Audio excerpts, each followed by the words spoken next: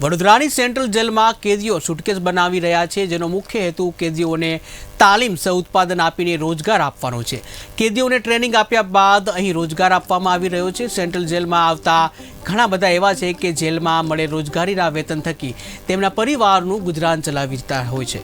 જેલના કેદીઓ કામ કરી રોજગારી મેળવે છે। દરેક કેદીને ટાસ્ક પ્રમાણે વેતન આપવામાં આવે છે। દરેક કેદીને તેમના રોજગારીનું વેતન પણ બેન્કિંગ સિસ્ટમ દ્વારા ચૂકવાય છે, જેમાં કેટલાક કેદીનો રોજની 1000ની કમાણી કરીને તેમના ઘરે પરિવારજનોને મોકલતા હોય છે, જેના થકી તેમના ઘરનું ગુજરાન ચાલતું હોય છે। આ કેદીઓ રોજ 250થી વધુ સુટકેસ બનાવી કમાણી કરતા હોય છે। જેલ ખાતે કેદીઓ દ્વારા રોજની 250 થી 2500 બીટનું બનાવવાનું કામ ચાલુ છે। એ દ્વારા કેદીઓને રોજીરોટી મળે છે। એ અમારા જેલના ડીજીસી રાવ સાહેબે ચાલુ કરેલ છે। જેલના ઘરે પણ પૈસાનો તેઓ મૂકી શકે છે, આર્થિક રીતે તેઓ સદ્ધર થાય છે અને તેઓના સજા પીડિયા લાંબો ગાળાનો હોય અને સજા પણ તેની આસાનીથી કપાય છે। એવા ઉદ્દેશ